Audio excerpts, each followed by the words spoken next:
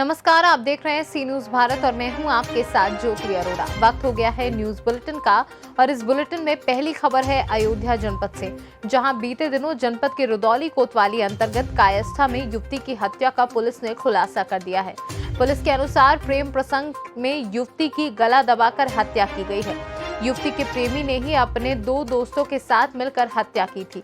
वहीं घटना का खुलासा करते हुए एसएसपी शैलेश पांडे ने बताया कि मृतक युवती का प्रेम प्रसंग चल रहा था, जिसके बाद उसकी शादी किसी और से तय हो गई थी। जिसके बाद प्रेमी ने युवती को फोन करके एक क्लिनिक पर बुलाया, जहां पर युवती के प्रेमी अनस, उसका साथी मोहम्मद हफीज और कंपाउंडर मुकेश यादव पहले से मौजूद थे।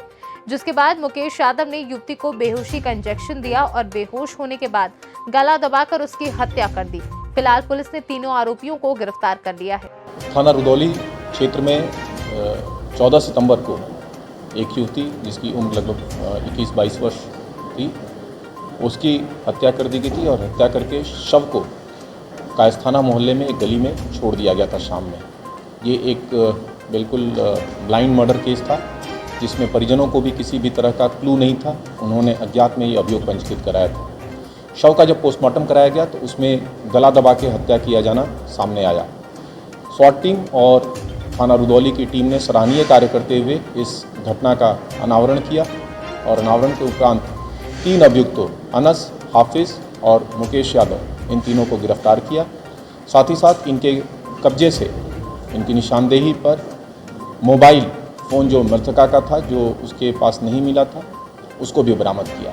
घटना के मोटिव के बारे में जब पता किया गया तो अनस नाम का जो आरोपी है, इसका पूर्व में जो मृतका युवती हैं उससे संबंध था। ये लगभग 1 साल से ज़्यादा से संबंध था और इसी बीच में युवती की शादी कहीं और तय हो गई थी और वो दूसरी जगह शादी करना चाह रही थी।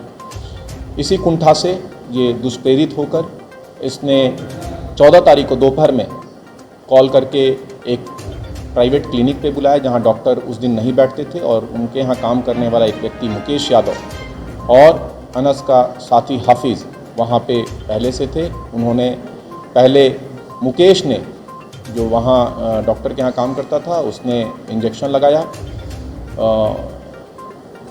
बेहोशी का। उसके बाद जब जो युवती है उसको नींद आने लगी, तब इन्होंने गला दबाकर उसकी हत्या कर दी और हत्या लगभग 2 से 3 के बीच में इन्होंने कर दी थी। परंतु बॉडी को ठिकाने लगाने के लिए ये लोग शाम तक इंतज़ार किए। रोस्टर के अनुरूप जब वहाँ बिजली गई, इस बीच अनस और मुकेश ने मोटरसाइकिल में बीच में मृतका के शरीर को रख के ले जाके जो स्थान बताया गया वहाँ पे गली में छोड़ के वहाँ से भाग गए। टीम ने इस घटना का अनावरण, अभियुक्तों की गिरफ्तारी और जो गायब मोबाइल फ़ोन था उसको भी बरामद किया। इनको गिरफ्तार करके जेल भेजा जा रहा है। आगे की विधिक कार्रवाई प्रचलित है। अयोध्या से सी न्यूज संवाददाता अपूर्व पाठक की रिपोर्ट। अयोध्या जनपद के कोतवाली नगर के रिकाबगंज नियावा रोड पर एक रेडीमेड शॉप में अचानक आग लग जाने की वजह से दुकान के अंदर रखा लाखों रुपए का सामान जलकर राख हो गया है। आग इतनी भीषण थी कि उसके पास जाने की कोई हिम्मत नहीं जुटा पा रहा था, जिसके बाद फायर ब्रिगेड की टीम ने आग पर काबू पाया। आशंका जताई जा रही है कि शॉर्ट सर्किट की वजह से आग लगी है। वहीं दमकल की 3 गाड़ियों को मौके पर भेजा गया, जिसकी कड़ी मशक्कत के बाद आग पर काबू पाया गया है। बहरहाल आग की वजह से सिर्फ एक ही दुकान का नुकसान हुआ है। इससे पहले कि आग और ज्यादा बढ़ती, उस पर काबू पा लिया गया। मौके पर पहुंचे फायर ब्रिगेड के अधिकारी ने बताया कि जैसे ही हमें आग की सूचना मिली, तुरंत मौके पर दमकल की 3 गाड़ियों को भेजा, जिसके बाद आग पर काबू पाया गया। अभी जैसे सूचना मिली फायर स्टेशन पर, जैसे हम गाड़ियों को मूव कराए। हमारी 3 गाड़ियां मौके पर आई और एक गाड़ी पानी आग बुझा के चली गई है पानी भरने। 2 गाड़ियां हमारी मौके पर हैं। कौन सी दुकान है? दुकान किसी की है? दुकान तो हम भी अभी आए हैं, देख रहे हैं किस चीज़ की है। कुछ कपड़े की है और तो आग ऊपर भी लगी थी, जिसको रोक लिया गया है। एक दुकान केवल जली है, उसको पूर्ण रूप से बुझाया जा रहा है।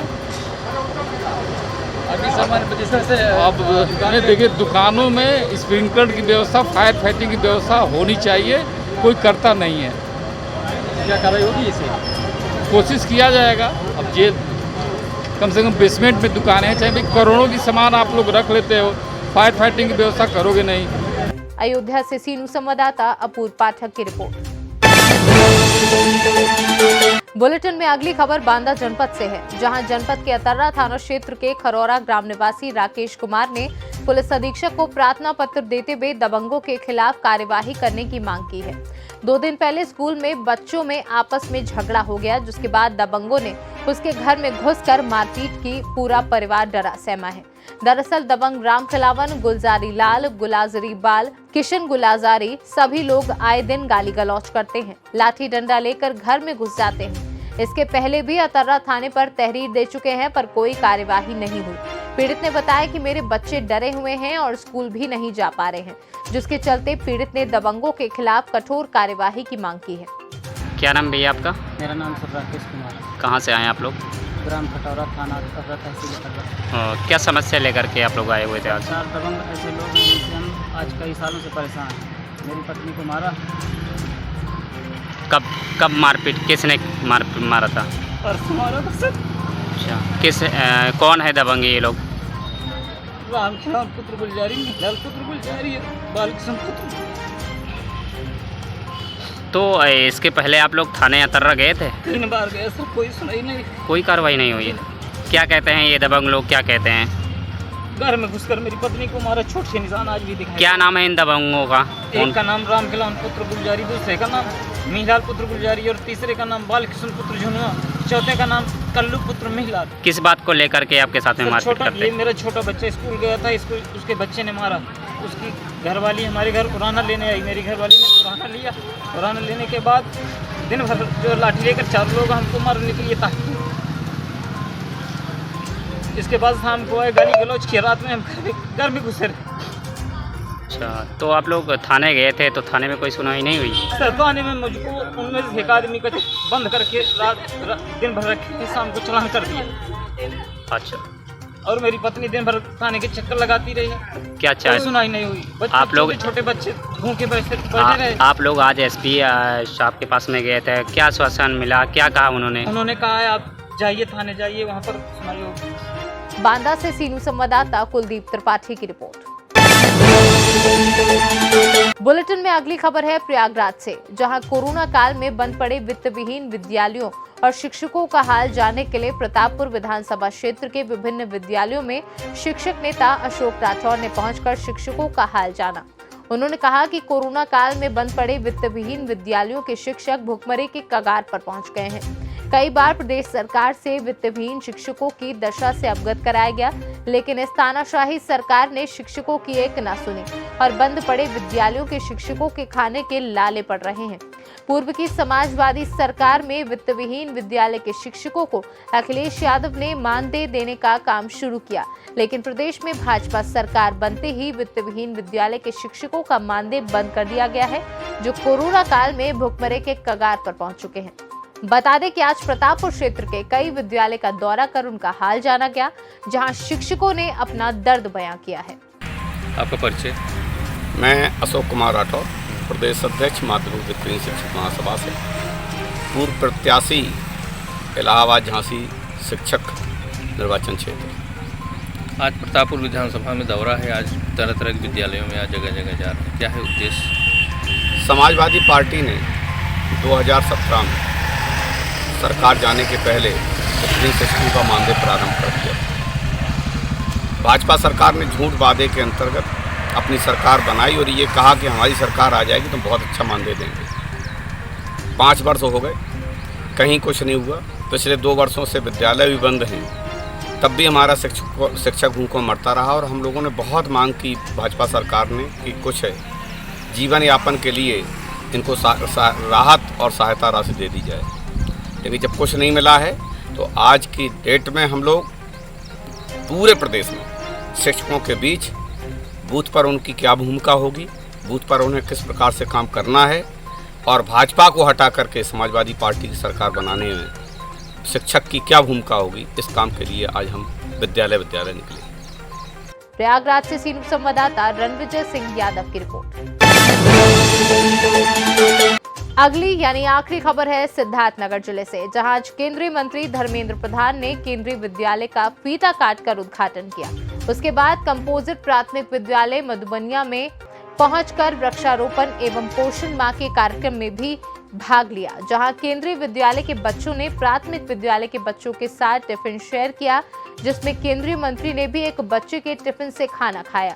वहीं उन्होंने कहा कि आज जहां सब कहते हैं कि सरकारी विद्यालयों में पोषण खाना नहीं मिलता है, इसका ये प्रमाण है जहां बच्चे आपस में एक दूसरे को खाना देते दिखे।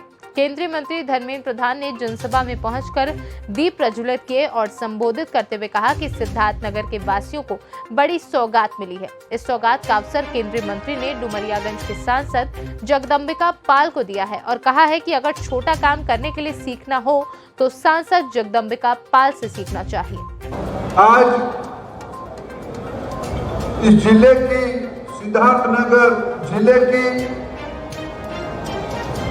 जो एक अस्थायी भवन में केंद्रीय विद्यालय चल रहा था, राज्य शासन की 5 एकड़ जमीन उपलब्धि के उपरांत